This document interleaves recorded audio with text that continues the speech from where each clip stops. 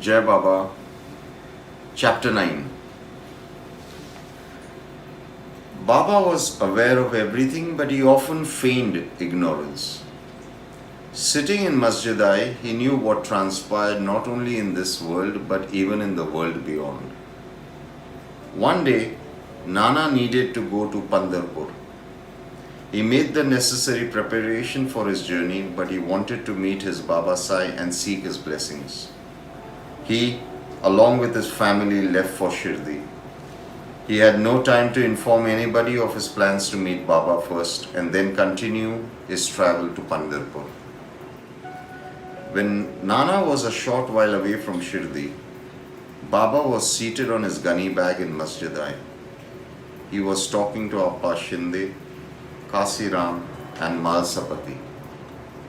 He halted, shut his eyes, and then after a while said, "Come, let the four of us sing together and call out to Lord Vithoba, the one who resides in Pandharpur. Let us sing with joy. Baba loved the bhajan.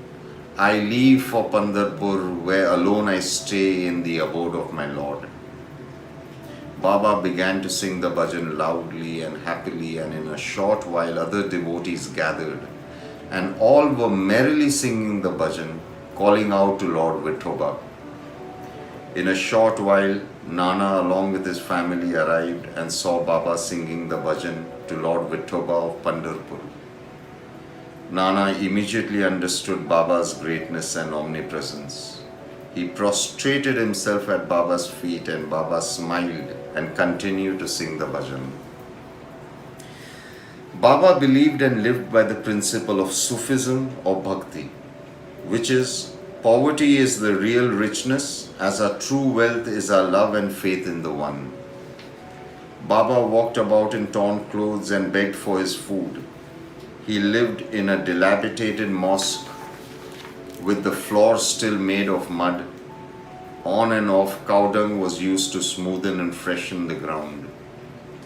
The masjid was open from one side, thus rainwater, sunlight, wind, all the elements and the fury of nature were welcome. For many Sufis who came to Baba in the early days, Baba was either a wali, a peer, or an awliya. For some, he was a hazrat or a kutub. These are spiritual hierarchies and in reality did not make a difference to Baba. For Baba, he was a servant, child, disciple, friend, and lover of God, Allah Ta'ala. Baba liked to confuse his followers about his past. Sometimes he would hint that he was a Hindu. Sometimes he would suggest that he was a Muslim. Sometimes he would say that his guru was Roshan Shah, who was obviously a Muslim. And then without batting an eyelid, he would say his guru was Venkusa, who was a Hindu. In reality, both sound the same, Roshan Shah and Venkusa. He would have Allah Malik on his lips, recite the Surah Fatiha, and then go about doing everything that was not appreciated by the Muslims, like allowing devotees of other faiths to perform and sing the Aarti, treating him clearly as their presiding deity, God and Master. Then his love for Lord Hanuman was known to one and all. Dare anybody say a harsh word against Lord Hanuman, and Baba would abuse, curse, and even get violent. When Baba would get angry, strong-built men would dive for shelter. Baba never ate in anybody's home. He neither ever cooked food for himself, and he never kept food for the next day. There were times before the year 1910 when Baba used to cook for his devotees. He would shop for all the ingredients, haggle with the vendor, win the argument, and then pay the vendor far more than what the person had initially demanded. Then Baba would get all the food items to the masjid, wash everything, make spices, then in a big handi or pots, he would cook the food. One pot would be for those who ate non-vegetarian food, and the other for those who only ate vegetarian food.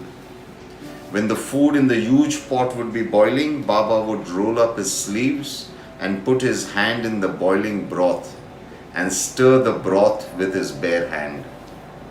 He loved to feed his devotees and also loved feeding animals and birds. After the year 1910, when a multitude of devotees began to flock to Shirdi and bring with them food as prasadam, Baba stopped cooking meals thenceforth.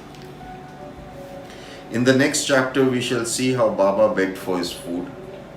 The King of the universe, the chief of the 5 perfect masters, the one who could materialize whatever was needed by a simple sigh, he who could dictate the clouds to stop raining and who could save a child from the wrath of the scorching fire by sitting far away in Masjid-I, would go to beg for food every day. Why? Was it to keep his ego in check? Did he ever have an ego? Was it to tell one and all that it is the Creator who provides and thus have firm faith in the Lord and Master? Was it to help those from whom he begged to cleanse their karma? Why would the king beg for food? And most importantly, how would he beg for food? That shall be talked about in the next chapter. Peace be to all. Baba bless us all with lots of laughter and happiness. Jai Sai.